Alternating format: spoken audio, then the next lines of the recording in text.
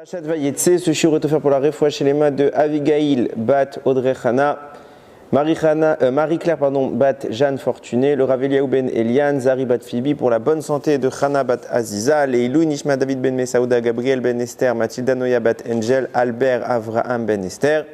Pour les Zivougagoun Vetor de Jenny bat Étoile, Michael ben Chantal, Yehuda ben Levana, Bezrat Hashem, Atzlacha et Parnasatova. Mylène Esther bat Mazal. Bezrat Hashem. Avant de commencer, je précise, Bezrat Hashem encore. Demain, au jour où je vous parle, donc demain on sera Yom Shlishi, mardi. Je reçois les livres sur Yehoshua. Donc je profite de la vidéo pour expliquer comment ça va se passer. Je ne pourrai pas faire des livraisons individuelles, réservées par la poste, etc. Je n'ai pas le temps. Donc il va y avoir des points que je donnerai de distribution. Et voilà, ceux qui voudront les récupérer, il y en aura un ici même, à Tel Aviv, Bezrat Hashem, il y en aura à Ashdod. A priori, il y a 2-3 endroits à Natania aussi qui m'ont contacté. Voilà, s'il y a des gens qui voudraient faire un point de distribution chez eux et qui peuvent se déplacer pour les récupérer, vous me contactez, Bezrat Hashem, avec plaisir. Mais au cas par cas, c'est ingérable, du moins ici. C'est plus facile pour moi quand c'était en France, mais là, je ne pourrais pas. Donc, Bezrat Hashem, contactez-moi. Il y en a 500, il n'y en a pas 15 000. Hein. Donc, il faut faire vite. Ouais, on peut dire Mazal Tov, c'est toujours quelque chose de réjouissant. Vous envoyez à Natania, donc c'est une belle image. Hein. Je vois la photo là, de Yoshua. Ouais, Chasdé Hashem. Allez, on attaque Parashat Vayetse. Alors, j'espère que vous êtes en forme. Bien en forme. Ok. On va aller doucement. On va essayer d'expliquer étape par étape. Avec l'aide d'Hachem, pourquoi je dis ça? Parce qu'on va rentrer dans des notions qui sont mamash profondes. On va évoquer une kavana en plus du Harizal sur la dlaka de Hanouka. Vous allez voir, c'est vraiment beklalout. On ne va pas rentrer dans le détail. Je vais vous apprendre comment faire cette kavana, mais juste que vous sachiez ce qui se passe à ces moments-là. Et vous allez voir que ce petit tact que nous on pense comme étant folklorique, il se passe tellement de choses. Ok. Vous connaissez l'histoire, Yaakov s'enfuit, il va à Beersheva, il sort de Beersheva, et il va à Haran. Et là-bas, il va rencontrer la femme de sa vie, Rachel. Vayikacher Ra'a Yaakov, je vais vite, je vais juste sur mon sujet. Vayikacher Ra'a Yaakov et Rachel, bat Lavan Achimo. Et là, Yaakov a vu Rachel, la fille de Lavan, Vetson Lavan, Achimo, et le bétail de Lavan. Vayigash Yaakov, Vayagal et Taeven, Mealpia Be'er. Donc on connaît l'histoire, Yaakov arrive, il trouve sur sa route un puits, bouché par une énorme pierre. Et là-bas, il y a 3 bergers avec leurs troupeaux. Et il leur demande, qu'est-ce que vous fichez ici? Il est tôt, c'est pas le moment, on ramène le troupeau pour s'abreuver. Donc ils lui répondent, bah, tu vois bien, il y a un énorme rocher sur le puits. Et on le met là exprès justement pour pas que les gens boivent, pour pas qu'on se serve de ce puits. Et on attend d'être beaucoup et ensemble on enlève la pierre et on boit et on remet la pierre. Ok, on voit qu'Yaakov ne réagit pas. Hein. Ok, tout va bien, ok, pas de souci. Et là, qui débarque? Il y a des étincelles qui se font. Rachel, elle arrive. Et là c'est le coup de foudre. Vayagal et Taeven. Tout de suite il a levé la pierre, mais alpia be'er depuis l'embouchure du puits. Vayashk et tson Lavan Achimo, et il a abreuvé le troupeau de Lavan. Vayishak Yaakov le Rachel. Et Yaakov a embrassé Rachel. Vayissa et kolo, Vayev, qu'il a levé sa voix et il a pleuré. Alors on va pas passer par 4 chemins. Mamash il l'a embrassé. Ok. Mamash il l'a embrassé. Alors il y a plein de raisons qu'il pouvait l'embrasser. Il y en a qui vont dire qu'il n'a pas vraiment embrassé comme nous on conçoit. Vraiment dans la profondeur des choses, oui. A priori il l'a embrassé. Il y en a qui vont dire c'est parce qu'elle était ktana. Il y en a ok, Bseder, Tachles, il l'a embrassé. Et il y a des raisons très profondes à ça. J'en ai parlé déjà, j'avais fait un shiur sur cette paracha pour expliquer ça vraiment béomec. Je vais survoler un moment une des notions là-bas. Si vous voulez vraiment comprendre ce qui s'est passé, vous regarderez, je crois que ça s'appelle les baisers de l'âme ou quelque chose comme ça. Vous regarderez Parashiot sur Vayetse. Ok, maintenant moi je m'arrête sur les faits de cette rencontre qui a lieu précisément devant ce puits. Nous dit le Midrash, 3 grands personnages ont trouvé leur épouse devant le puits. Ça commence par Achat Chayesara, c'est pas Yitzhak qui la trouve, mais c'est son mandataire, c'est Eliezer. Eliezer est amené à aller chercher une femme pour Yitzhak, et devant un puits, il va la trouver, il va se trouver là-bas, on connaît l'histoire, il va lui dire donne-moi à boire, etc. Première personne. Deuxième personne, c'est notre paracha. Yaakov trouve son épouse en arrivant devant le puits. Et le troisième personnage, c'est Moshe Rabbeinu, qui une fois qu'il va être chassé, enfin pas qu'il va pas être chassé, il va s'enfuir de l'Égypte. Là-bas, il va rencontrer Tzipora. Et de façon plus générale, on voit que depuis un petit moment dans les parachutes qui sont en train de se suivre, on parle de puits. Alors, petit 1, Chayesara, donc là-bas on a rencontré Rivka. Semaine dernière, Toldot, la seule histoire qu'on nous parle de Yitzhak, c'est les puits. Comme je vous l'ai dit la semaine dernière, Yitzhak c'est quelque chose de très discret, c'est le djinn, c'est la rigueur, c'est la gvoura. On parle très peu de l'Akeda et les puits. Il creuse des puits. Et pas qu'un. Il a recreusé tous les puits de son père, et il y avait les Pélishtim, ils venaient, ils lui bouchaient, et lui il les débouchait. Une fois qu'il arrivait à trouver de l'eau, il disait non, t'es un voleur, c'est à nous. Il avait des guerres et des guerres avec quoi? Les puits. Même Abraham, il a dit à Avimelech, on m'a volé un puits. On voit que les deux, ils sont. Alors oui, bon, c'est le nerf de la guerre. Sans eau, il n'y a pas de vie. Et ils avaient du troupeau, ils avaient besoin d'avoir de quoi les nourrir, les abreuver. Mais on se doute bien que dans leur vie, ils faisaient du business. On se doute bien qu'ils mangeaient. On se doute bien qu'ils discutaient. La Torah ne nous raconte pas ça.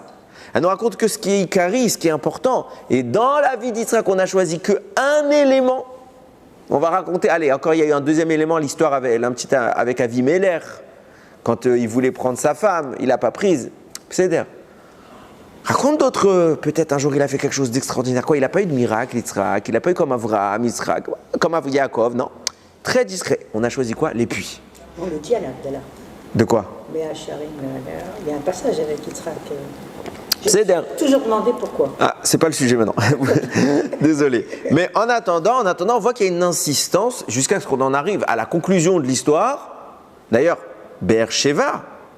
Be'er-Sheva veut dire le puits soit des 7 ou soit du serment. Parce que là-bas, ils ont prêté serment. Ok, il y a énormément de choses avec le puits. Il y a eu plutôt, même si ça ne va pas être mon propos, mais on peut le relier. Il y a eu le puits avec Agar. C'est comme ça qu'elle a sauvé son fils, etc., etc. Il y a une grande insistance. Donc il y a un parallèle à faire, sans doute, et on va essayer de le mettre en avant. Et pour pouvoir un petit peu toucher les choses du doigt, pour comprendre de quel parallèle je veux parler, il faut rappeler un élément que le Zohar mentionne et que le Harizal surmentionne. Ça veut dire, tout le temps le Harizal le dit.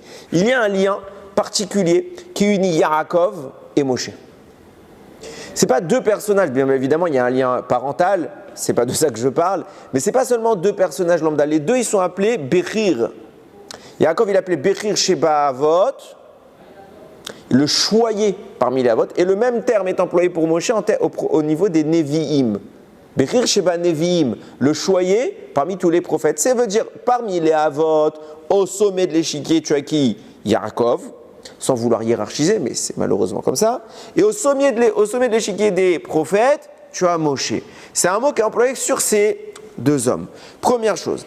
Donc c'est quoi le lien qui les unit? Nous dit tout de suite le Zohar, leur Neshama vient du même endroit. Il y a une seule différence, une seule nuance, ça veut dire que c'est le même élément.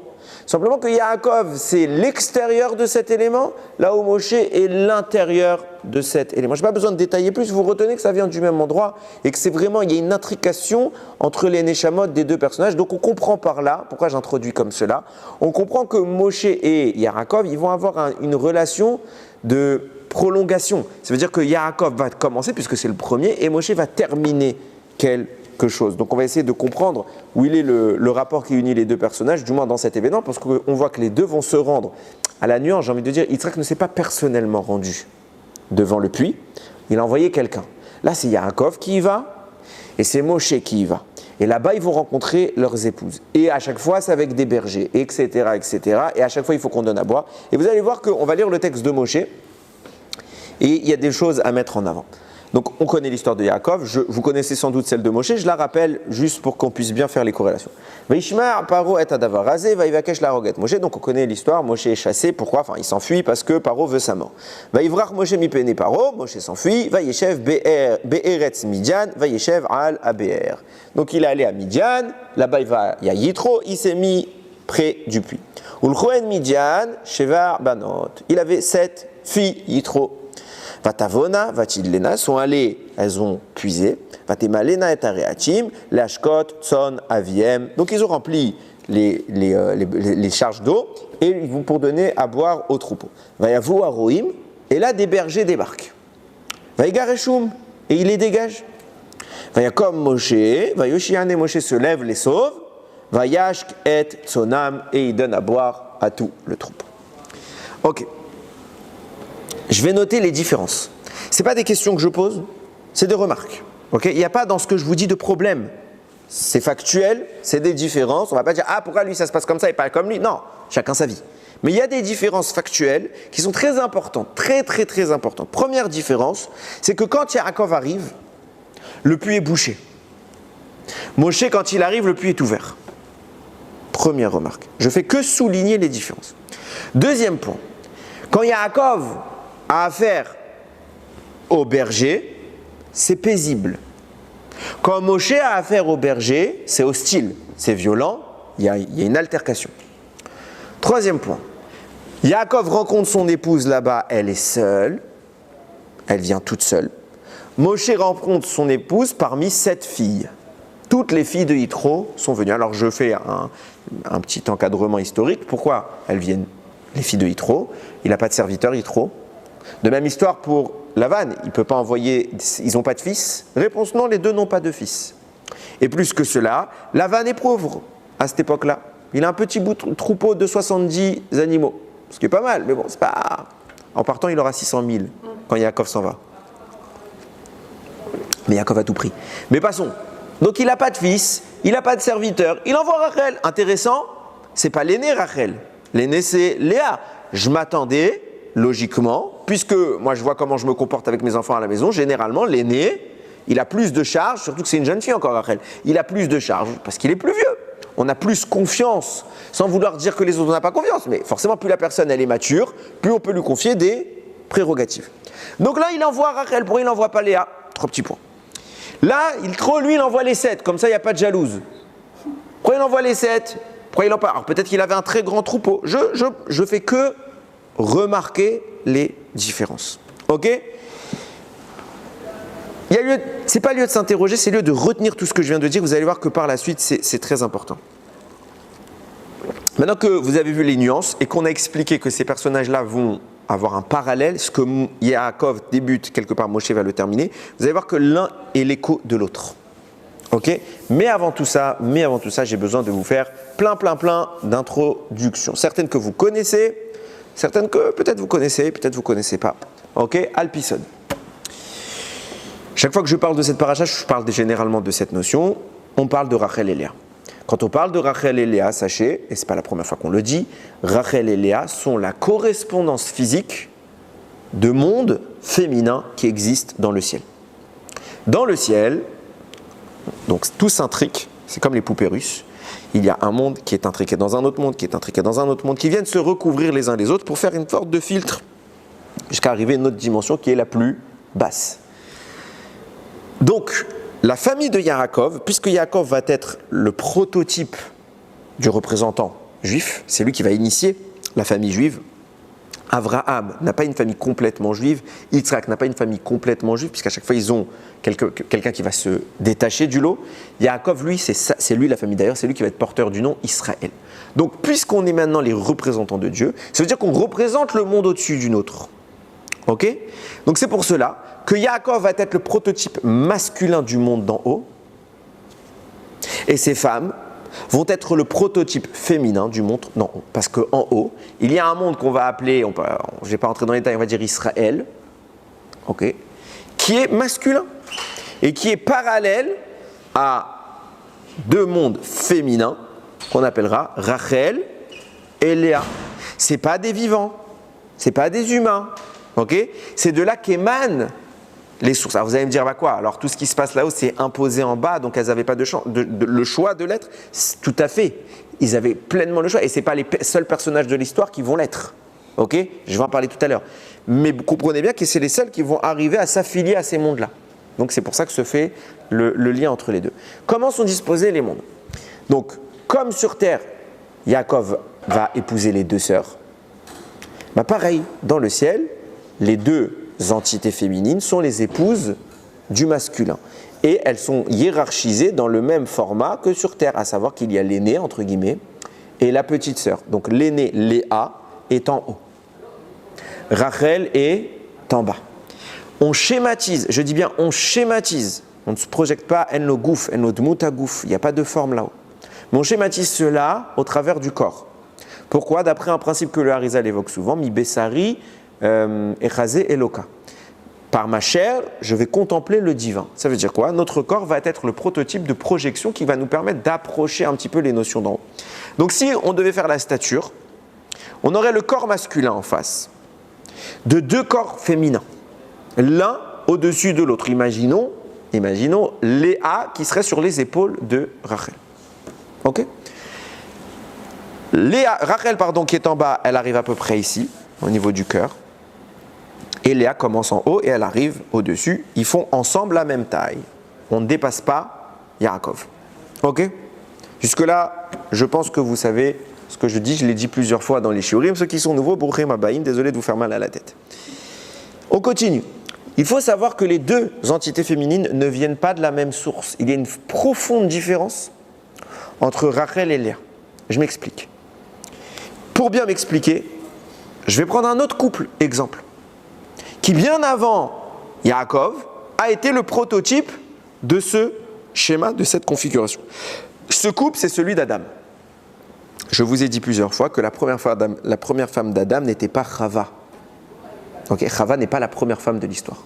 Il a eu une première épouse, qu'on ne va pas dire son nom, okay, mais qu'on appelle ici Chava Rishona, la première Chava. Okay, assourd de prononcer son nom. Encore plus la nuit.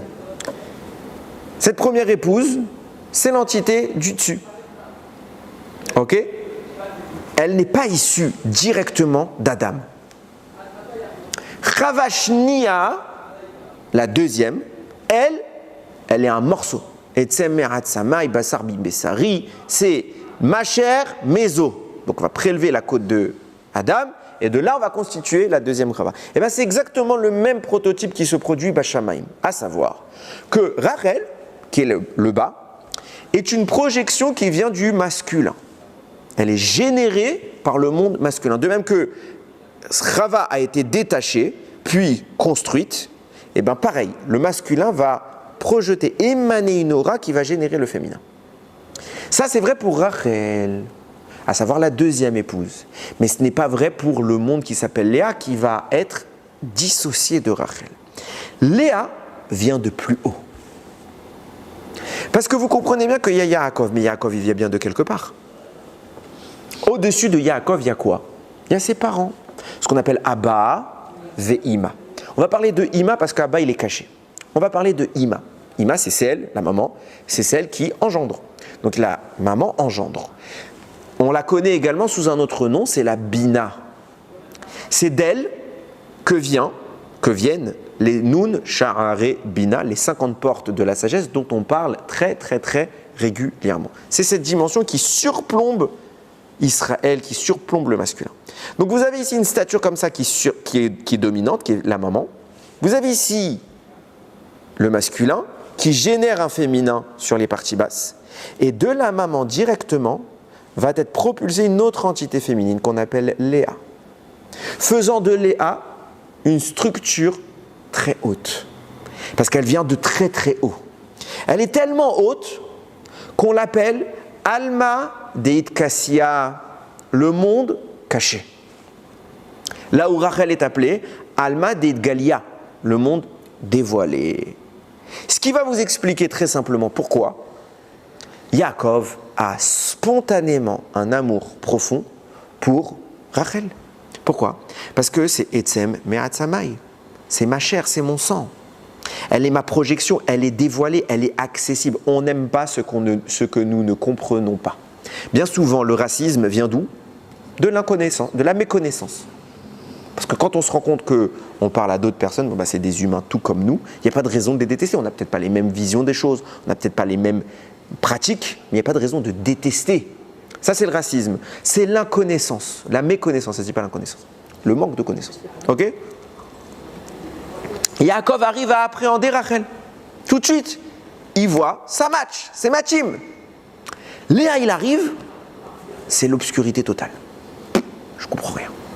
Il n'y a pas de lien naturel. Donc il a un mal fou à désigner ce personnage. Ce n'est pas qu'il la déteste comme la Torah le dit explicitement. C'est-à-dire c'est qu'il ne comprend pas. Yaakov à ce moment-là de l'histoire n'est pas assez grand. Il vient du mot Ekev. Ekev c'est le bas, le talon. Donc il n'arrive pas à appréhender Léa qui est tellement haute. Ok, on va plus loin. Dans la génération, la structure, la formation de Rachel, on voit par analogie qu'il y a des étapes.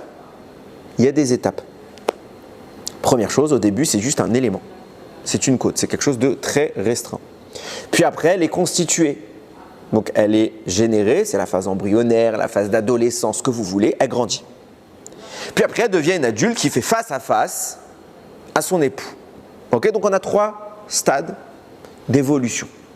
Ok, à la fin, ce sont 2 adultes égaux. J'appuie sur le mot égaux. La notion d'inégalité masculine-féminine est venue plus tard dans l'histoire. Mais à la base, ça n'existait pas. Ça n'existait pas. Ils n'avaient pas le même rôle. Égalité ne veut pas dire équité. C'est pas pareil. Chacun son rôle, mais importance équivalente. Okay. D'ailleurs, à la fin de l'histoire, le féminin est appelé Ateret Bala, la couronne du mari. La couronne est au-dessus de la tête. Donc elle monte au-dessus. Donc il y a beaucoup de notions très profondes sur ça. Je ne vais pas rentrer là-dedans, je ne fais qu'introduire des notions qui vont nous permettre par la suite de comprendre. Ok, donc vous avez bien compris le mécanisme en haut. On a l'entité masculine avec 2 entités féminines, une qui est plus haute que l'autre, une qui est obscure. D'ailleurs, c'est pour cela que Léa s'appelle Léa. Pourquoi? Parce que comme on n'arrive pas à comprendre, on est dans l'obscurité, ça ressemble à Laïla. Laïla, c'est la nuit. Pareil, la Chava Rishona, je ne prononcerai pas son nom. Si vous le connaissez, tant mieux. Si vous ne le connaissez pas, tant mieux aussi. Ok? Mais son nom ressemble beaucoup à ce mot Laïla. Pourquoi? Parce que c'est pour ça qu'Adam n'a pas réussi avec elle. C'est pour ça qu'ils ne se sont pas entendus. Parce qu'elle est devenue une source très impure. Okay, très dangereuse, très dangereuse, donc on ne parle pas de ça. Mais Léa, c'est son tikkun. Sarah va être avant elle le tikkun, etc., etc. Léa, c'est son tikkun. Pourquoi? Elle a atténué cette source. C'est pour ça que Léa pleure. C'est pour ça que Léa a les yeux faibles. Nous dit le Maharal de Prague, elle a jeûné. Des jeunes, des centaines de jeunes. Elle a affaibli cette rigueur intense et corrosive pour la rendre acclimatée à notre monde. Là où Adam et cette première Chava vont échouer, Léa va réussir. Pour vous dire qui est Léa, les gens croient que Léa c'est au passage, il l'a pris, il s'est retrouvé avec elle, il ne voulait pas d'elle. Vous comprenez par là pourquoi Dafka, c'est Rachel qui sort. Et c'est pas Léa. Léa, ça reste caché. C'est secret. C'est pas accessible. Pourquoi à ce moment-là, Yaakov va devoir se marier avec Léa à son insu? Parce que c'est caché, c'est un secret, ce n'est pas accessible. Et comme il n'est pas en mesure d'accéder à ça, d'appréhender ce niveau-là, il ne peut pas l'activer consciemment. Il l'active de façon non désirée, passive. C'est Léa qui fait le travail. Ok. Maintenant que j'ai donné cette introduction, je vais plus loin. Je vous ai dit que la conception du monde féminin est passée par 3 étapes, comme Chava. D'abord un bout de côte. Le bout de côte va connoter une partie un peu plus basse. Puis après, ce bout de côte grimpe et devient une entité physique qui se tient debout. Puis après, cette entité physique devient adulte. Ok? Il faut savoir, on va caster. Je ne vais pas rentrer dans les définitions kabbalistiques. Je vais vulgariser, qu'Hachem me pardonne. Je vais vulgariser pour rendre les choses très accessibles. On va parler du premier niveau comme étant la conception du corps. dans le ventre, la conception fœtale. Au début, c'est quelque chose de petit qui grandit. Deuxième phase de l'existence, l'intellect. Un enfant est débile. On va pas tourner les choses. Un enfant, c'est débile. Ok, vous voyez un enfant, il peut parler tout seul. Il peut s'amuser avec une bille. Il est très, vous savez, des fois on achète des fois j'en rigole, mais vous achetez des jeux, etc., des jouets à vos enfants, vous leur donnez, faites le test, une bouteille vide. Quand ils sont tout petits, ils sont super contents. C'est incroyable. Des fois je rigole, je dis mais punaise, on leur a acheté pour Hanouka, à leur anniversaire. Ça valait pas la peine. Voilà, bouteille vide. Je m'en suis servi, il s'en sert tout. Ça valait pas. Bekitsour, c'est bête. Pourquoi? C'est pas que c'est bête. C'est qu'il n'a pas encore activé son intellect. Il est là, il est en acheminement. Mais il n'est pas utilisable, il n'est pas exploitable. C'est pour ça qu'on va parler de la première phase comme étant celle du corps. C'est juste gashmi, un enfant. Il mange, il dort. C'est tout. Il grandit, et plus ça va, plus il va développer l'intellect et la tête travaille. C'est pour ça que je vais parler après du roche. Quand je parle de l'intellect, je parle de la tête. Troisième étape, quand on parle ici du côté féminin, quand ce féminin-là est couronné reine. Et au-dessus de la tête, et lui est posée une couronne, qui est encore plus haute, comme je l'ai dit tout à l'heure, que la tête. Et à ce moment-là, elle est l'égale du monde masculin. Je parle là-haut, les enfants sur Terre, masculins comme féminins, vont vivre cette même évolution. Et même là-haut, il y a cette évolution. Je veux juste simplifier les choses. Ok. Pourquoi je parle de l'évolution du féminin et pas du masculin? Parce que j'ai bien expliqué que c'est le masculin dans les sphères en haut qui génère le féminin. Donc lui, quand il génère, c'est qu'il est déjà généré. En tout cas, un peu plus. Ok. Maintenant, à chaque étape de cette évolution, il y a une possibilité de zivug, d'union. Quand on parle d'union dans le ciel, on parle de production de lumière, on parle de production d'énergie, de oroth, de chesed, de plein de choses. C'est de la production. Comme sur Terre, on s'unit, ça provoque une lumière qu'on appelle un enfant. Et bien, Bashamaim, même ça ne provoque pas que ça. Tout le shefa vient de là, beaucoup de choses viennent de là. Maintenant, Bashamaim, Otodavar, la même chose se produit, il y a des zivugim. Et les zivugim, ces unions se font par mesure d'équité. Ça veut dire quoi? On ne peut pas prendre quelqu'un, on va pas marier quelqu'un de très vieux à quelqu'un de très jeune. Mais la notion basse peut se marier avec la notion basse. La notion moyenne peut se marier avec la notion moyenne. La notion très haute peut se marier avec la notion très haute. Ok? Ce qui veut dire que le féminin, en grandissant, il va se marier de proche en proche. Ça veut dire quoi? Première phase, corporelle. Donc au niveau de la phase corporelle, quand elle est toute seule, elle peut avoir une union avec la phase corporelle masculine. Pas plus. Pas plus. Il y a des cas où ça peut monter, mais elle monte d'abord. Deuxième phase, la phase cérébrale, peut avoir une union aussi avec la phase cérébrale. Et la phase couronnée peut avoir une union avec la phase couronnée. Ces unions portent des noms. Vous allez voir où je vais en venir. Pour l'instant, je fais une longue introduction, je prends mon temps, et d'un coup, ça va faire paf. Ces unions portent des noms que le Harizal nous révèle.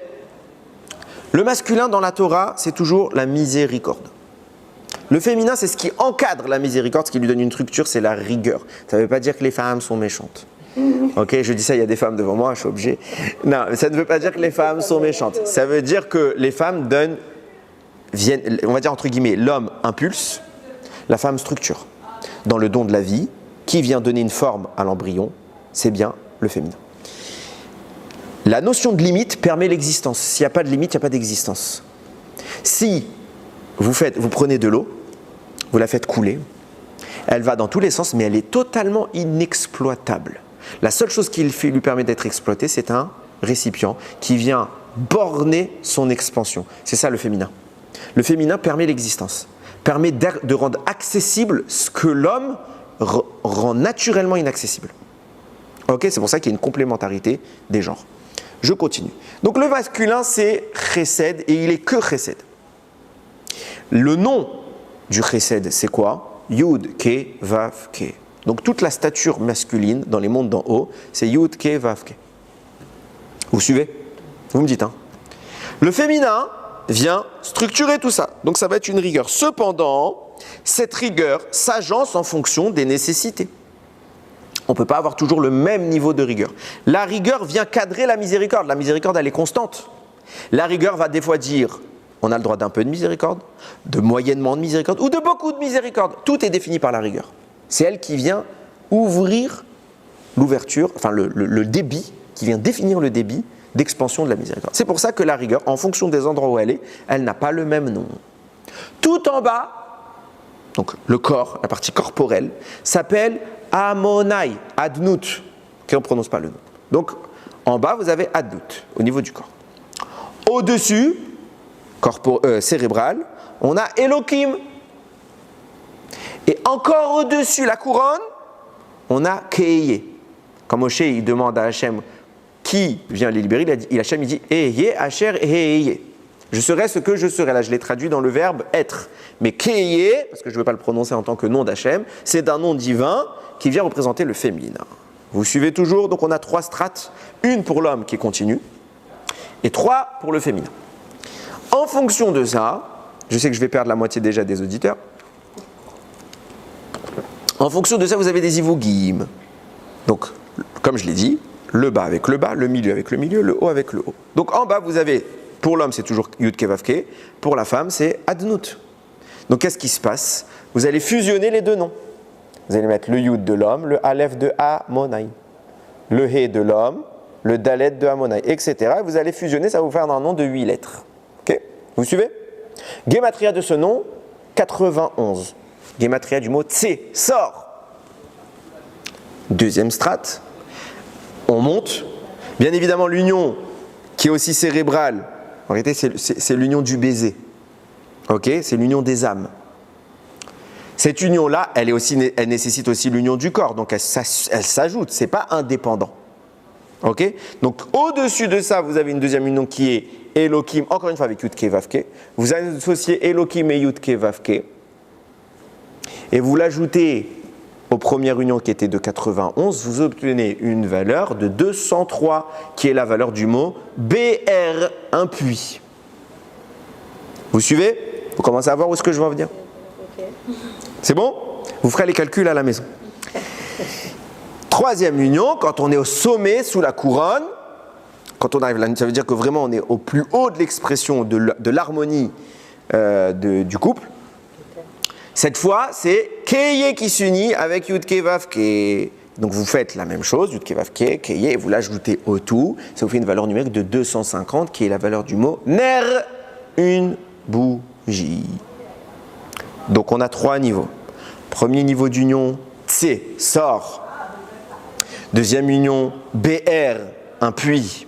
Troisième niveau d'union au niveau des couronnes, on avait dit Ner, une bougie. Maintenant que vous avez tout ça, Baruch Hashem, on a fait l'essentiel du shiur. Vous allez voir comment tout rentre dans l'ordre. Commence notre paracha. Vayetse, Yaakov. Yaakov est amené à sortir. D'où il sort? De chez ses parents. Il quitte le foyer pour aller vivre sa propre aventure. Tout de suite, il arrive à ce niveau-là, il va faire un rêve. Ce rêve se produit la nuit, c'est un chalom, c'est un dévoilement prophétique. C'est la première fois que Dieu parle à Yaakov. Vous imaginez? Première fois de sa vie. Et ça se fait par le chalom. Nous disent Rachamim, le plus bas niveau prophétique, c'est le rêve, la nuit. C'est le plus bas. Oui, c'est le plus bas, déjà qu'on y arrive. Hein. Ok, c'est le plus bas niveau. C'est pas que Rami me dit déjà que le rêve c'est 1/60 de la névoie, mais là vraiment lui, nous on rêve de bêtises. Lui il rêve de Dieu, il rêve mamash, Dieu lui parle. Donc il y a un investissement spirituel dans son rêve. Donc Yaakov à ce moment-là, il est au niveau bas de l'union, au niveau bas de la connexion au divin. Et il arrive face à un BR. Et je vous ai dit tout à l'heure, il y a une surprise, le BR est bouché là où Moshe ne sera pas bouché. Qu'est-ce qui se passe là-bas? Nous dit le Zohar, et comme ça il explique le Ramak sur ce texte du Zohar que je vous cite maintenant. Ce puits-là existe depuis Ben Hashmashot, depuis le vendredi soir de Bereshit, au crépuscule de l'entrée de Shabbat. Il fait partie des 10 choses que Dieu a créées à ce moment-là. Ça s'appelle Pi ABR, la bouche, l'ouverture du puits. Ce n'est pas le puits qui existe, c'est l'ouverture du puits. On ne parle pas du puits physique. Okay, on parle d'un puits qui va s'incarner à plusieurs endroits dans l'histoire. Ça va être le puits de Myriam, le puits qu'on a parlé chez Agar, etc. Et les premiers à maîtriser ce puits, ce seront Avraham et Yitzhak. Abraham, qu'est-ce qu'on parle? Pourquoi on parle du puits et on parle plus précisément dans cette création spéciale, on parle de la bouche du puits. La bouche, l'ouverture. Okay, on ne parle même pas de ptira, d'une ouverture. On parle vraiment de l'ouverture qui est employée par le terme P. P, la bouche, c'est ce qui véhicule la parole, ce qui véhicule la communication, ce qui véhicule le divin. Dieu crée à Bereshit un moyen de transmettre dans ce monde sa parole. Et cette parole s'appelle BR, un puits. Cependant, au vu du nombre incroyable de forces du mal qui existent dans le monde depuis les fautes successives, à la base, ce puits était ouvert quand Dieu l'a créé à Bereshit. Adam y faute, Caïn y faute, Enoch y faute, jusqu'à Noach. On continue tour de balle, ok, jusqu'à Abraham. On a fermé la bouche. Pourquoi? Parce que la gdoucha intense qui est là-bas ne peut plus sortir, sous peine d'être en prise aux forces du mal. Les forces du mal l'ont carrément éteinte. Donc le puits est sec, asséché, bouché. Abraham doit le creuser. Il doit le dévoiler, le remettre au goût du jour et chasser les forces du mal. Et dans ce cas-là, ce sera les Pélishtim. L'histoire ne change pas. Il se passe quoi? Abraham s'en va, il est remplacé par Yitzhak, qui va revivre le même phénomène. Pourquoi Yitzhak revit le même phénomène? Parce qu'Abraham c'est Chesed et Yitzhak c'est Gvura. Donc il faut qu'il y ait les deux entités pour créer enfin une ouverture définitive. Donc Abraham va faire le job, Yitzhak va faire le job, et Yaakov en récupère le résultat. Yaakov arrive, le puits est fonctionnel. Mais il y a encore une pierre au-dessus. Pourquoi il y a une pierre au-dessus? Nous dit encore une fois le Zohar. Parce qu'il y a 3 bergers. C'est qui ces 3 bergers? C'est les forces du mal qui viennent pour essayer. Ils lui disent, non, on est là pour boire. Et pourquoi on ne boit pas? Parce que la pierre nous empêche d'accéder à cela. Il faut qu'on soit beaucoup de forces du mal pour arriver à la lever. Ça veut dire quoi? Qu'est-ce qu'elle représente ici, la pierre? Face au berger, elle représente une protection, un rempart. Ça veut dire que Abraham et Yitzhak vont faire le job, vont réanimer le puits, mais il faut laisser encore un résidu de boucher pour pas que la lumière en sorte et que ce qui est les loups qui sont à côté veuillent la dévorer. Ce qui explique pourquoi, quand Yaakov arrive, les bergers sont passifs. Il n'y a rien à manger. On ne peut rien faire. Donc Yaakov, il voit ça, il dit ok, tout baigne, tout va bien. Je n'ai pas besoin de me mêler. La gdoucha du puits est protégée. Qui débarque? Rachel. Et là, Yaakov est embêté. Pourquoi? Parce que si les bergers et les forces du mal ne peuvent pas profiter de cette gdoucha, bah lui non plus. Jusqu'à maintenant, c'est pas grave. Il n'en a pas besoin. Parce que c'est quoi cette gdoucha? Ce que je vous ai dit, c'est ce qu'on a appelé l'union en haut, l'union des neshamot, au niveau intellectuel, au niveau du baiser. Cette union des neshamot-là n'est utile pour Yaakov que lorsqu'il veut amener dans ce monde des neshamot. Tant qu'il n'a pas rencontré son épouse, ça ne le concerne pas. Mais non, qu'il voit Rachel, son attitude change radicalement. Tout de suite, Yaakov, il est obligé de déboucher le puits pour rendre à nouveau accessible. C'est quoi ce puits? C'est quoi cette union dont je parle? C'est le niveau numéro 2 des unions, à savoir la tête en haut, dont les guématriotes forment le mot BR. Et c'est de là, par la neshika, le baiser, que sont amorcés les neshamot et qu'elles vont pouvoir descendre au niveau corporel, et il va y avoir l'union du corps qui a pour rôle de fabriquer un corps récipiendaire de l'âme. La vie peut descendre dans ce monde. Vous suivez jusque-là? Ok. On continue. C'est quoi? Oui. C'est quand même Léa qui a pris le devant dans le... Non, après. Juste... Ouais, après. Et Regardez. les bergers, finalement, ils se sont servis de cette... Ah, save la note. Save la note. On respire.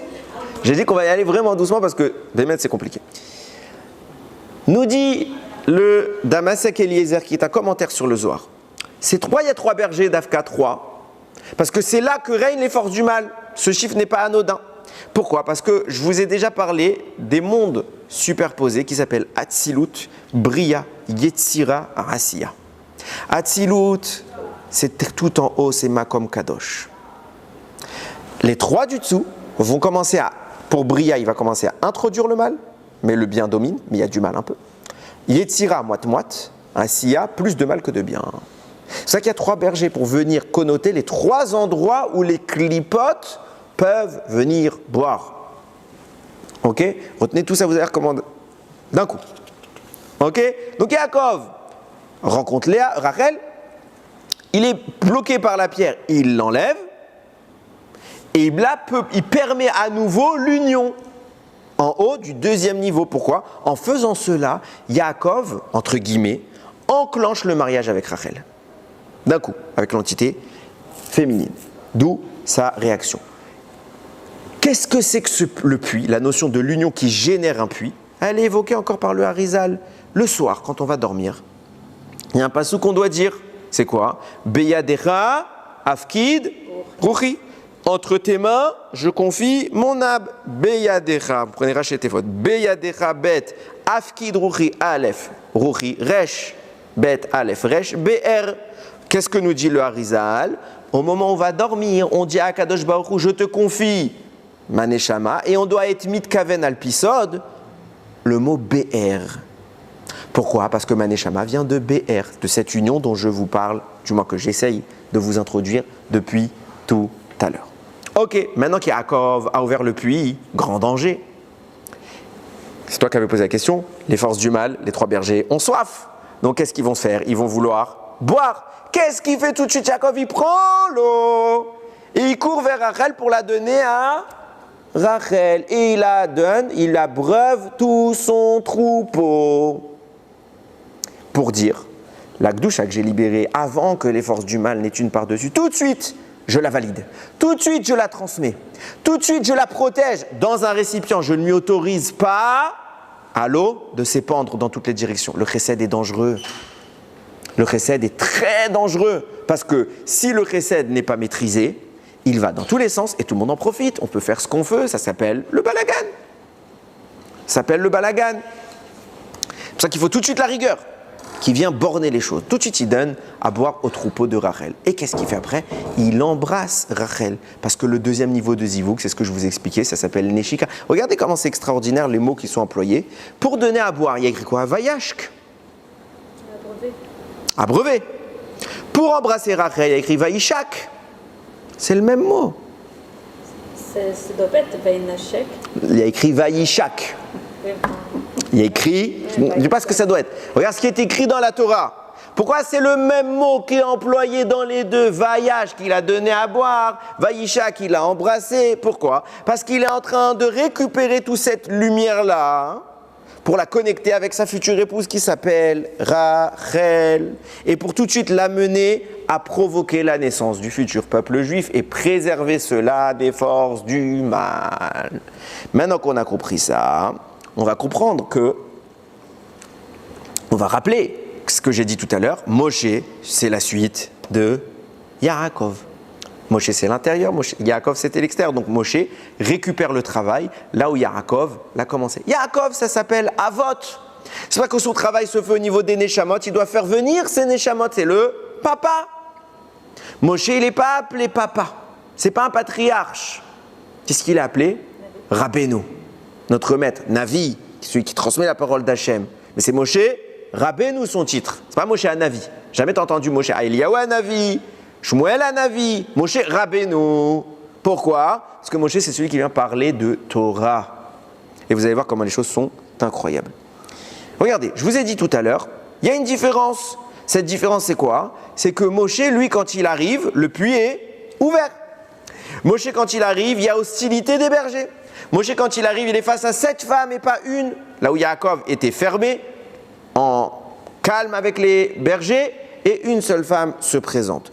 Pourquoi? Alors, l'histoire des 7 femmes, c'est moi qui le rajoute. Du moins, c'est comme ça que je comprends les choses. Je me permets d'extrapoler. Le Zohar pose une autre question. Le Zohar dit, quand vous lisez les textes, l'événement de Yaakov, le mot BR est écrit 7 fois. Là où chez Moshe, il est écrit une seule fois. Quelle est la différence entre les deux? Nous dit le Zohar, la différence est maritale. À savoir, que Yaakov va se marier avec Rachel, avec Léa, avec Zilpa, etc. toute sa vie, pour toujours. Moshe va se marier avec Tzipora, mais pas pour toute sa vie. Après, il va se séparer. Et quel est le sod? Alors vous avez sans doute entendu, on en connaît plein d'explications sur ça. Pourquoi, au fond des choses, Moshe doit se séparer de Tzipora? Nous dit le Zohar. Je vous ai expliqué quoi depuis tout à l'heure? Rachel est provoquée par le masculin. Le masculin est caractérisé par 7 étages, 7 sphirotes. Alors ceux qui connaissent, je ne parle pas de la klalout, je parle de la pratout, ok, vis-à-vis de tout Hatzilut. Ça c'est pour ceux qui connaissent. Ok, donc il y a le masculin, il est caractérisé par 7 étages. Ces 7 étages nourrissent le féminin. C'est pour cela que pour caractériser le mariage de Yaakov avec Rachel, il y a 7 fois le mot puis. Parce que c'est une union qui se fait sur toute la hauteur masculin-féminin de Rachel et de Yaakov. Moshe, il n'y a qu'une seule. Parce que Moshe va avoir un détail dans son texte qui change tout. Regardez ce qui était écrit pour Moshe. Et là, vous allez voir à quel point la nécessité de la traduction littérale, elle est précieuse. Et il ne faut pas se contenter de la traduction contextuelle. Quand Moshe arrive devant le puits, il écrit « Vayeshev al Aber ». Ils ont mis dans les traductions « Il s'est assis près d'un puits ». C'est sur le puits. Al, au-dessus du puits. Qu'est-ce que ça me change? Eh bien, c'est simple. Puisque la notion du puits, c'est le 2e niveau dans l'union. Eh bien, Moshe, il est au-dessus. Donc, il est au niveau du 3e. Qu'est-ce qu'il y a au-dessus de Rachel? Il y a Léa. Moshe, évidemment qu'il doit se marier. Michel, il doit faire la mitzvah de Péri Averivia. Donc, il va se marier. Mais quand au début de sa vie, il est marié, c'est pas un problème. À la fin, il va monter tellement haut qu'il doit fuir la réalité qui est manifeste dans ce monde et l'union telle que nous la connaissons en termes de dévoilement devient cachée. Moshe ne peut plus s'unir dans ce monde. Il n'est plus dans la notion du couple normal, qui est une union de 2 notions compatibles. Moshe vient se lier à quelque chose de plus haut, quelque chose de caché, qui s'appelle Léa. Donc au début, elle est avec Tzipora. Mais à la fin, et c'est pour ça qu'au début, il y a 7 femmes. Pour dire que c'est les 7 dimensions, c'est moi qui pense comme ça, je dis c'est écrit nulle part. C'est les 7 dimensions du féminin qui est répercuté par le masculin. Et à la fin, Moshe les repousse toutes. C'est au début 6, et même la 7e à la fin, il la refuse. Pourquoi? Parce qu'il n'est pas dans la stature basse, il quitte cette stature pour aller au-dessus, à la BR, au-dessus du puits. Il a atteint trop de Kedusha, quoi. Il est trop grand, entre guillemets. Qu'est-ce qui se passe? Moshe, à ce moment-là, puisqu'il est au-dessus, lui aussi, il va provoquer un zivoug. Mais là, il se passe quoi? Le puits est ouvert. Qui vient l'agresser? Les forces du mal. Quel est le rôle de Moshe? Les chasser. Moshe les repousse. Ça veut dire que dans la création que Moshe va mettre en place, au-dessus du puits, il va y avoir une attraction des forces du mal qui vont vouloir faire prendre leur part, prendre une part, et Moshe va les chasser. Et ça annonce énormément de choses. Regardez bien. On va rentrer ici dans la même question que j'ai posée pour Yaakov. Quand Yaakov a fait son union, on l'appelait BR. Et j'ai posé la question, qu'est-ce qu'était BR? J'ai expliqué que c'était la création des âmes. Beyadera, Afkid, Ruchi, entre tes mains, je confie mon âme, qui étaient les initiales de BR. On a expliqué que c'était l'union des Neshamot. Je pense que les gens ont compris. C'est quoi l'union de Moshe? Moshe, j'ai dit qu'il est monté au-dessus du BR. Au-dessus du BR, c'était le niveau des couronnes, qui générait une lumière qu'on a appelée Ner, une bougie. Je vais maintenant tenter, délicatement et doucement, d'introduire un sod qu'il y a dans Hanouka. Hanouka, vous connaissez tous cette fête qui arrive à grands pas. On allume des bougies. On en allume 8, une, puis 2, puis 3, etc. On a un zman. On n'allume pas n'importe quand. Quand je dis qu'il y a un zman qui encadre halachiquement, c'est la nuit. Et il y a un zman, il y a un horaire qui est précis, qui est le top du top. C'est quand la nuit se couche, le soleil se couche, pardon, le jour s'en va, la nuit s'installe, les 30 minutes qui suivent. Ça, c'est le top du top. C'est là que tous les avis sont d'accord qu'on fait la mitzvah. Après, on fait la mitzvah, mais on a perdu quelques plumes sur la route. Ok? Ce zman est qualifié par les Chachamim dans un langage très précis. Hachetchichle regel minashuk. Meashuk, minashuk. Jusqu'à ce que le pied s'arrête dans le marché. En français, j'explique. À l'époque, c'est comme ça qu'on a défini ce temps de 30 minutes. Le soleil se couchait, il faisait nuit, on avait la sortie des étoiles. Le temps qu'il restait encore un peu de monde dans la rue, c'était 30 minutes, parce qu'à l'époque, il n'y avait pas d'électricité, donc il fait vite très noir, personne ne traîne dehors. Donc on estimait 30 minutes, puisque la mitzvah de Hanouka, c'est Pirsoumanes, c'est diffuser le miracle. S'il n'y a personne dehors, je ne diffuse rien. Donc la mitzvah, c'était pendant les 30 minutes. Mais ça marche aussi à par la suite. Mais la vraie, la top du top, 30 minutes. Ok? Ça, c'est le sens premier. Maintenant, on va expliquer le sens profond que le Harizal nous révèle. Puisqu'on est dans l'union au niveau de la couronne, Keter, j'ai expliqué tout à l'heure comment se caractériser cette union. Qu'est-ce qui se passe? Qu'est-ce que c'est que ce chouk dont nous parle Chachamim? Qu'est-ce que c'est que la nuit? La nuit, c'est le moment où Léa, entre guillemets, j'ai dit que c'est l'apparence de la nuit, c'est Léa. Ça descend dans le monde. Mais quand elle descend dans le monde, puisque la nuit c'est les forces du mal, alors elle tombe dans Asiya, Yetzira, Bria, les trois bergers dont je vous ai parlé tout à l'heure. Et naturellement, elle ne peut pas venir avec sa lumière. Pourquoi? On ne donne pas à manger aux forces du mal. Donc la lumière, elle devrait descendre, elle ne peut pas descendre. Donc sa lumière à Léa reste toujours cachée. Vient un moment où on nous propose de créer une bougie. C'est quoi une bougie? C'est ce qui me permet dans le noir de voir. C'est quoi cette bougie? D'où elle vient? De l'union qu'on a appelée Ner, les Ketarim, les couronnes. Ok? C'est quoi Hanouka? Écoutez bien. C'est le moment unique dans l'année où on permet à la lumière de Léa de descendre dans les trois mondes. C'est pour ça qu'il y a un zivoug en haut et nous on allume une bougie en bas. C'est pour ça qu'on doit faire c'est pour ça que la bougie même elle doit être un peu plus basse de nous pour pouvoir faire cette notion de descente. Normalement dans l'idéal il faut qu'elle soit dans les à peu près 3 tfachim à 10 tfachim, on va dire à peu près 27 cm et 1 mètre, à peu près. Pour qu'on marque bien la descente. On fait descendre la flamme qui vient montrer qu'on fait descendre la lumière et qu'elle allume le bas, les strates inférieures. Donc il n'y a plus les forces du mal.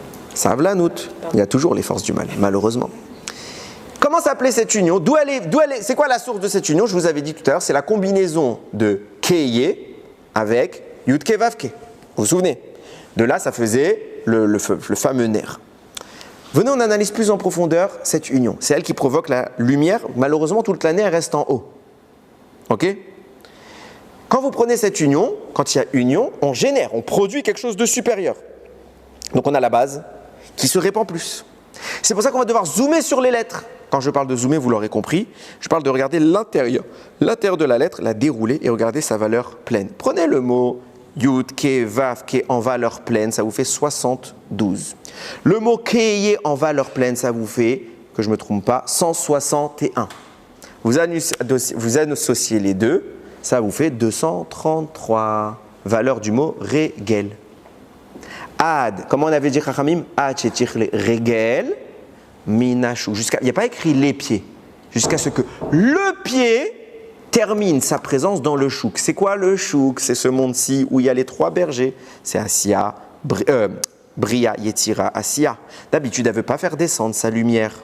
Cette lumière s'appelle Regel, c'est ça qui est provoqué. Elle ne peut pas faire descendre sa lumière.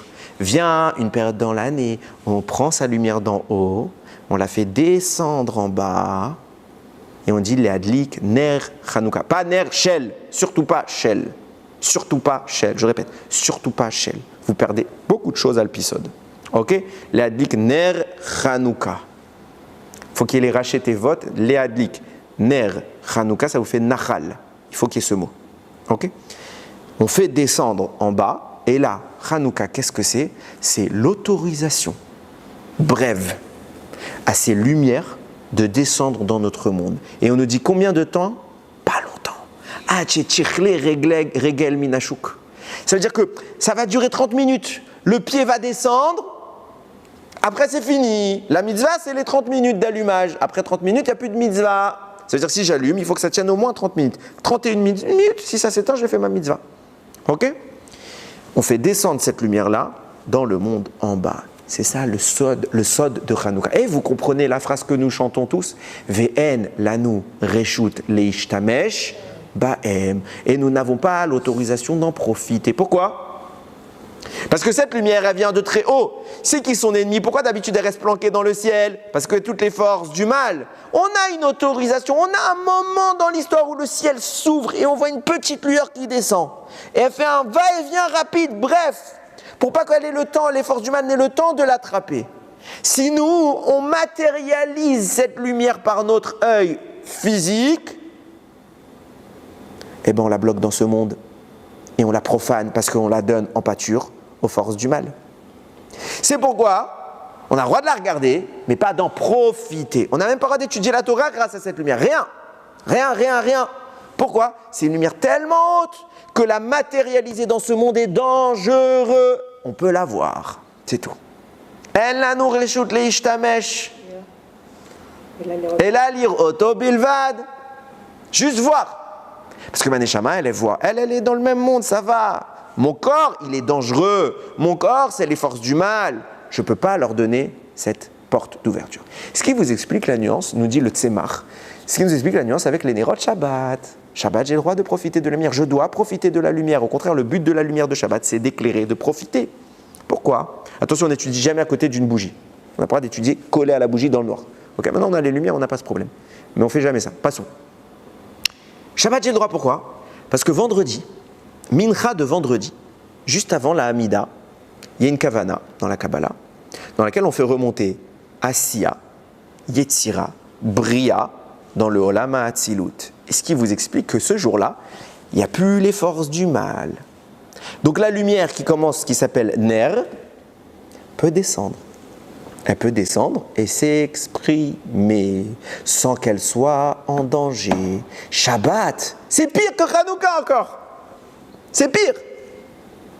Mais Hanouka, sa particularité qui lui donne un avantage peut-être, je dirais, sur Shabbat, c'est qu'il fait ça même quand il y a les forces du mal. Shabbat, il peut le faire parce qu'il n'y a pas les forces du mal. On s'est barré de ce monde.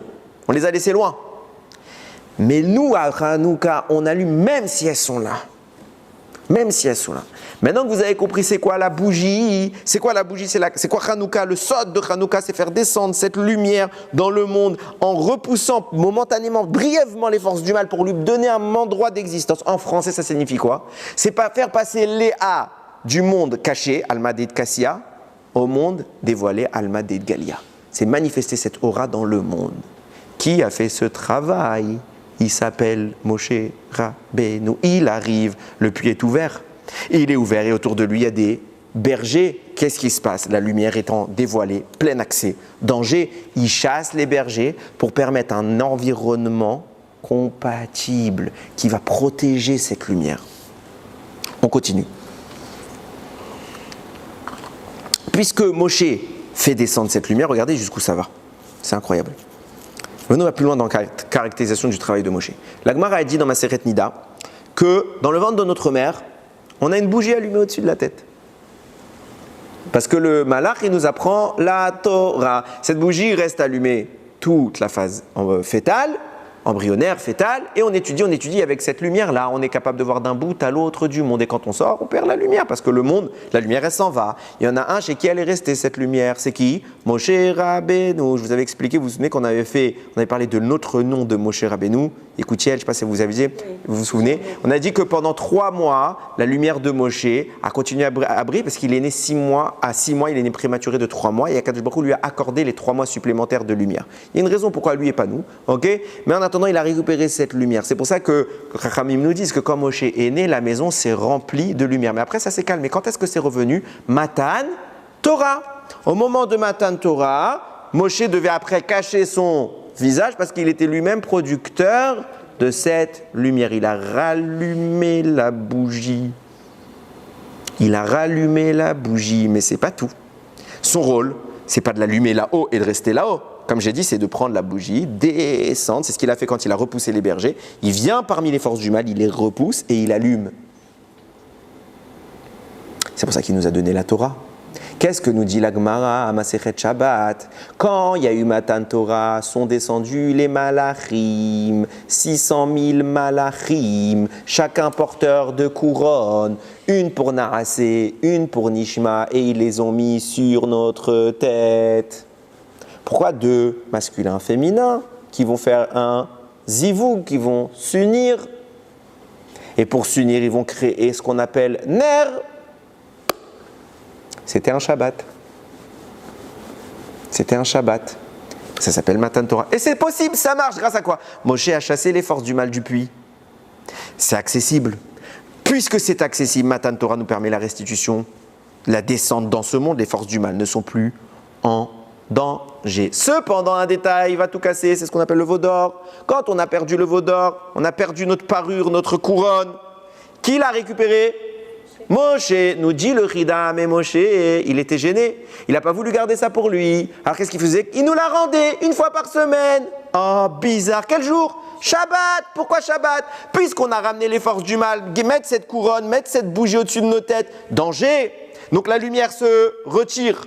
Quand vient Shabbat, il n'y a plus de danger. Je peux vous la rendre. Et Moshe nous la rend. Et il nous rallume. Et quand est-ce que Moshe enlevait le masque? Quand il enseignait la Torah. Et il le remettait tout de suite. Comme Hanouka. On allume un temps précis, après tout de suite on enlève. Ça veut dire qu'on enlève. Il n'y a plus de mitzvah. C'est plus kadosh. Ça redevient permis d'en profiter après les 30 minutes de la lumière. Elle est plus sainte. Pourquoi? Parce que l'aura céleste qui vient de ce monde dont je parle, ner, de l'union dont je parle, elle s'est retirée. Elle n'est plus accessible. Elle n'est plus accessible. Pourquoi ça fonctionne comme ça? Regardez. Et là, on va commencer à comprendre vraiment c'est quoi le sod de Hanouka. Nous dit le Ben Yehoyada, je vais faire en bref parce qu'il est déjà tard. Quand Akadosh Baruch Hu a donné la Torah, au début, il a donné la Torah écrite. Et il était interdit de faire la Torah orale à l'écrit. Oral, c'est oral. Première étape de l'écriture de la Torah orale, c'est qui? Le Targum. Le Targum, c'est écrit dans la Gemara, Masechet Megillah. Yonatan ben Uziel, il est venu, il a traduit. Il y a une voix céleste qui est sortie, qui a fait trembler le monde, qui a dit: qui a osé traduire ma Torah? Vient Yonatan ben Uziel, il dit: moi, j'ai fait salir votre Torah. Ok. Vient le Ben Yehoyada sur cette main, il se pose la question: il a fait quoi? Expliquez-moi, il a fait quoi? Il a révélé les secrets de la Torah. Il y a écrit là-bas: qui a osé donner, révéler au monde les secrets de ma Torah? Il a révélé quoi comme secret? Traduction. Il a révélé quoi comme secret? Et pourquoi Birlal s'est interdit d'écrire la Torah orale? Et aujourd'hui, on a tout écrit la Torah orale. Qu'est-ce qui a changé? Ah, vous allez me dire, oui, mais parce qu'on allait perdre la Torah écrite, et si on perd la Torah écrite, on perd tout. Alors, et la asot eferu Torah techa, c'est un pasouk de la Torah qui nous dit en cas de grande nécessité, il y a certaines choses qu'on peut contourner. Alors, on l'a fait. C'est qui a interdit d'écrire la Torah? C'est Dieu. Il ne savait pas qu'un jour viendrait, on oublierait la Torah. Alors, ne fais pas un interdit. Pourquoi j'ai pas le droit d'écrire la Torah? Parce qu'elle doit rester secrète. Pourquoi elle doit rester secrète? Parce qu'il y a les forces du mal. Et pour que la Torah puisse être offerte, il faut qu'il y ait un récipient capable de la contenir et de la protéger des forces du mal. Seul problème, ce récipient, on l'a cassé quand on a fait des avérotes, depuis Adam, etc. Donc il y a des petits trous partout. Si je mets la Torah, ça coule. Qui vient récupérer les forces du mal?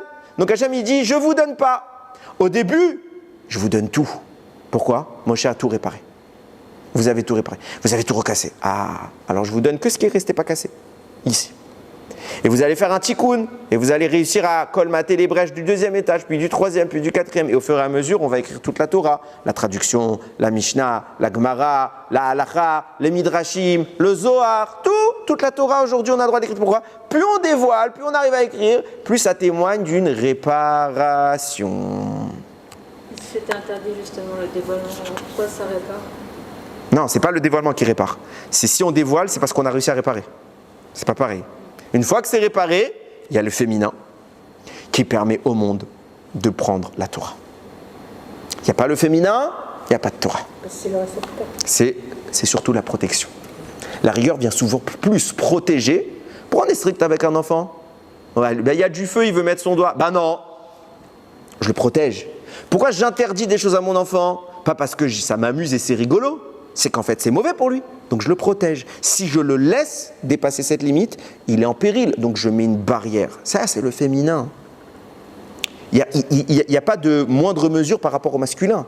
C'est la notion Bashamaim dans le ciel. Maintenant, on comprend tout. Moshe Rabbeinu, il vient pour donner l'étape de la loi. Dans l'étape de la loi, il y a toute la Torah écrite orale. Tout est écrit dans les premières tables. On casse ces tables, viennent les deuxièmes, les fautes sont en place, les trous sont tous présents, il y a danger. Donc on limite la Torah. Ça vous explique pourquoi Hanouka est une fête qui est tardive dans l'histoire du peuple juif. On ne l'a pas écrit dans la Torah. C'est une mitzvah d'ordre rabbinique. Pourquoi d'ordre rabbinique? Parce que cette lumière ne pouvait plus descendre dans le monde. Cette lumière qui s'appelle Ner, elle ne peut plus descendre. Et qu'est-ce que c'est que Hanouka? C'est le moment où Akadosh Baruch Hu, il a dit, ça y est, un peu, vous pouvez faire descendre. Un peu. C'est en cela que Moshe Rabbeinu, c'est la suite de Yaakov. Pourquoi il y a Moshe Rabbeinu et c'est la suite de Yaakov? Yaakov, c'est Yaakov Avinu. C'est le papa, il a conçu les âmes. Lui, son rôle, c'était BR, faire sortir les âmes du puits et construire le Ham Israël. Moshe, c'est Rabbeinu. C'est nous enseigner la Torah, c'est faire descendre la strate au-dessus. C'est quoi cette strate au-dessus? Le nerf, c'est la Torah. Et c'est pour ça qu'on fait descendre cette lumière par là, de la Katnerot de Hanouka. Il y a encore beaucoup de choses à dire, je ne pourrais pas tout dire, mais juste retenez l'idée. J'ai lu un commentaire et avec ça je termine. Jusqu'à maintenant, comme je l'ai dit, le temps est limité. La lumière de Hanouka ne peut descendre que 30 minutes. Après, c'est dangereux, les forces du mal. Il ne faut pas du tout qu'il y ait un impact des forces extérieures. Il y a un sefer qui s'appelle Bayam d'Arkecha qui explique les kavanot du Shahar HaKavanot sur Hanouka. Okay? C'est un des élèves de Rav Morgenstein. C'est un immense kabbaliste. Il dit, c'est intéressant comment les Chachamim, regardez, la phrase, elle est très explicite, on a tout compris dans la phrase. Jusqu'à ce que soit terminé. Regel, le Regel, c'est la lumière que j'ai expliqué tout à l'heure qui sort de ce zivouk, de cette union. Minachouk, des trois fonds du marché, c'est des trois mondes des forces du mal. On voit que l'histoire du monde change. Avant, c'était 30 minutes. Les gens dans la rue, c'était quoi? Pourquoi Chachamim, si vous voulez nous mettre un baromètre, ok, un baromètre de temps, dis 30 minutes. Puisqu'à la fin, on va faire la mesure, on va dire 30 minutes. Dis 30 minutes, Khatsisha, waouh, c'est plus court de dire Khatsisha que de dire les Regel Minachouk. Alors pourquoi on veut te dire on formule comme ça pour t'apprendre qu'il faut que les gens de l'extérieur puissent voir le miracle, etc. Ok, dis Khatsisha. Où est le problème? Pourquoi tu dis pas 30 minutes? Il dit comme ça. Il dit bien que la halakha, c'est pas ce que je vais vous dire. Hein. 30 minutes, c'est Adayom. Le top du top, c'est 30 minutes. Même après, ça marche. Mais le quart de la misa, c'est les 30 minutes qui suivent. Il dit parce qu'aujourd'hui, les choses changent. Et il se passe quoi? Aujourd'hui, jusqu'à ce que les gens soient dans la rue, ça c'est le baromètre que nous ont donné Chachamim pour nous permettre d'évaluer le temps où la lumière est sur terre. Aujourd'hui, c'est plus 30 minutes. C'est des heures, toute la nuit. Toute la nuit. Pourquoi Hachem il a fait les choses comme ça? Pour nous insinuer quelque chose. Depuis Hanouka, c'était 30 minutes, c'était très limité. Mais on arrive à un Zman qui est la fin des temps, où c'est plus long. Ça veut dire quoi? Ça veut dire qu'on arrive à manifester dans ce monde la Torah, protégée des forces du mal, plus longtemps. Ça témoigne quoi? Ça témoigne deux choses. Ça témoigne que les forces du mal, on les a beaucoup affaiblies, et surtout qu'on a colmaté cette Torah. Et qu'aujourd'hui, elle est de plus en plus accessible. Pourquoi aujourd'hui il se passe quelque chose et qu'il y a beaucoup aujourd'hui, les anciens écrivent beaucoup sur ça. Pourquoi aujourd'hui la notion du sod, des secrets, elle n'est pas vulgarisée, mais elle est accessible. On en parle, on entend les gens en parler.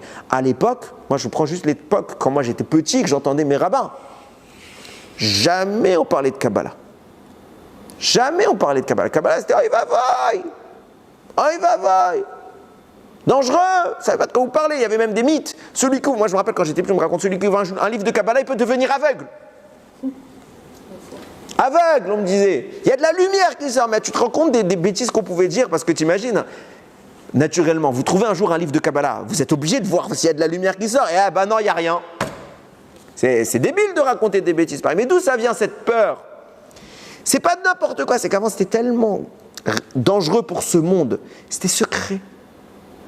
Nous disent Chachamim, quand est-ce que Mashiach viendra? Hein? Quand la Kabbalah sent dans la bouche de tout le monde. Pourquoi? Parce que les forces du mal, quand la Kabbalah est dans la bouche de tout le monde, c'est pas qu'on est en train de transgresser, c'est qu'on est en train de pouvoir le faire, chose qu'on ne pouvait pas faire. On est en train d'élargir la lumière de Hanouka. Et puisqu'on élargit, ça veut dire quoi? Ça veut dire que les forces du mal, elles sont repousser, comme Moshe il a fait. Comment Moshe a amené la Torah dans ce monde? Il est allé devant le BR, il a repoussé les forces du mal, il a pris une épouse au premier niveau, il est allé à la BR au-dessus, puis après il a repoussé son épouse, sans dire qu'il faut repousser les épouses, mais il a repoussé cette dimension pour aller encore plus haut, pour chercher une dimension plus haut. Il est devenu Rabbeinu, pas Avinu. Rabbeinu, c'est celui qui est venu donner la couronne au-dessus de nos têtes. C'est pour ça qu'au moment de Matan Torah, on nous a posé des couronnes sur la tête. C'est pour ça qu'il y a une lumière qui brille au-dessus de l'enfant toute sa phase embryonnaire. Pourquoi? Parce que c'est ce or-là qui vient de tellement haut. Et pourquoi à chaque fois c'était quelque chose de caché? Alma Deit Kassia, c'était Léa. Maintenant, il faut faire en sorte que la nuit devienne jour. Productrice de lumière. C'est ça, Hanouka. Le Harizal dit, qu'est-ce qu'on fait pendant les 30 minutes? Alors, on regarde, si on veut, on chante, si on veut, on peut manger des beignets. Les enfants, ils peuvent ouvrir, les petits-enfants, les cadeaux. Ah, Ikar, c'est quoi? Limoud Torah. Comme c'est dit, 30 minutes, lis n'importe quoi. Pourquoi? Parce que cette lumière, c'est la Torah. S'il y a un moment où tu peux l'emmagasiner dans ta matérialité, parce que Shabbat, tu peux l'emmagasiner 2 minutes. Quand Shabbat, tu peux l'emmagasiner, mais dans ton âme, pas dans ton corps, c'est plus dur. Hanouka, c'est dans ton corps. Tu peux imprégner ton être de cette odeur. Étudie un petit peu.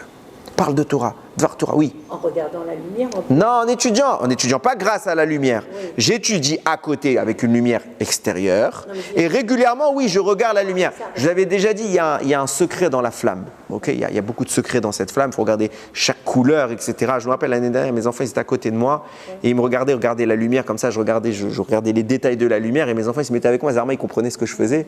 C'était très rigolo. Ils se mettaient comme ça et moi je faisais exprès. À chaque fois je rigolais, je m'avançais comme ça. Alors ils s'avançaient, je reculais, ils se reculaient. On croirait une chorégraphie. Mais Bekitsour, l'idée c'est de dire j'absorbe. Alors, je vais vous dire, quelqu'un qui vient pas qui connaît pas la Torah, qui est juif, qui n'est pas juif, et qui entend ça, il comprend rien de ce que je viens de dire. Il va dire, ah, c'est des fous, il y a une bougie, ils en ont fait un. Mais c'est ça, c'est ça le judaïsme. C'est que dans un petit acte matériel, simple, on voit Dieu. On voit Dieu. C'est ça la grandeur du peuple. C'est tout ce qu'Akadosh Baruch Hu veut, qu'on le voit partout. Dans toutes les religions, on allume des bougies. Ça vient pas de n'importe quoi. C'est tous des copieurs. Mais ça ne vient pas de n'importe quoi. Mais quoi qu'il en soit, nous on le fait quand même, Baruch Hashem, avec la Gdusha. Mais l'idée elle est là. Manifester le divin dans chaque parcelle de l'existence, dans chaque atome, dans chaque brindille d'herbe, partout. Il y a Akadosh Baruch Hu. Enon milvado. C'est ça Hanouka. Regardez, si je veux 1 jour, 8 jours, ça brûle. C'est moi qui décide. Comme on avait parlé avec Rabbi Hanina ben Dosa. Okay, c'est moi qui décide. Je suis la source de tout. Je fais ce que je veux. Si tu as compris ça, tu as tout compris. Notre grandeur, c'est pas le miracle. Je répète, j'insiste. Notre grandeur n'est pas le miracle. Notre grandeur, c'est de voir Hachem partout.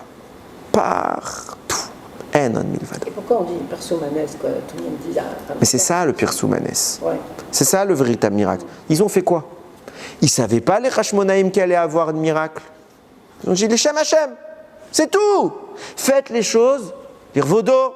Ce qui se passe après n'est un miracle que parce qu'ils ont bien eu le courage d'allumer. S'ils n'avaient pas allumé, il n'y aurait pas eu de miracle. C'est quoi le miracle? C'est de dire que oui, quand j'allume, Dieu peut être là. Et si je considère cela, alors c'est Hanouka. Il y a un miracle qui va se produire. Mais c'est ça l'essence des choses. C'est le fait d'avoir permis cet allumage. Le Sfat Emet, il dit, vous croyez que tout ce que je viens de vous raconter là, ça voudrait dire qu'il n'y avait pas de puits, réellement? Il y avait un puits ou il n'y avait pas de puits? Ah, c'est le Zivouk, Bachamaïm. Il y avait un puits, il n'y avait pas un puits. Il y avait un puits, dit le Sfat Emet. Un vrai puits avec des briques, avec un caillou, de l'eau, un vrai. Qu'est-ce qui fait que ce puits-là, il a fait référence à là-haut? Qu'est-ce qui fait que Rachel, elle est devenue l'incarnation de ce monde? Qu'est-ce qui fait que Léa, elle est devenue, que Yaakov, il est devenu l'incarnation, que Moshe, il est devenu le Kéter dont je parle? Qu'est-ce qui fait ça? C'est qu'ils ont décidé de le faire. Yaakov, il a décidé de voir dans la Gashmiout, dans la matérialité de ce puits, il a décidé de chercher Akadosh Baruch Hu, et ça a fait qu'en même temps, le puits d'en haut s'est investi, incarné dans le puits d'en bas.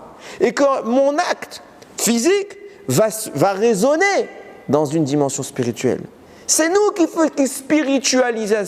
spiritualisons nos actes. C'est ça la grandeur de la Torah. La Torah, c'est pas l'ascétisme, on s'enferme dans un endroit, dans une bulle, on voit plus personne et on fait plus juste des trucs spirituels, on est comme ça et on voit des choses. Non, ça c'est l'alcool. La Torah, c'est dans la matière. Sanctifier la matière, élever la matière, voir la matière comme étant la volonté de Dieu. C'est énorme. Une fois, j'entendais quelqu'un dire quelque chose que j'ai trouvé très fort et que beaucoup de gens oublient.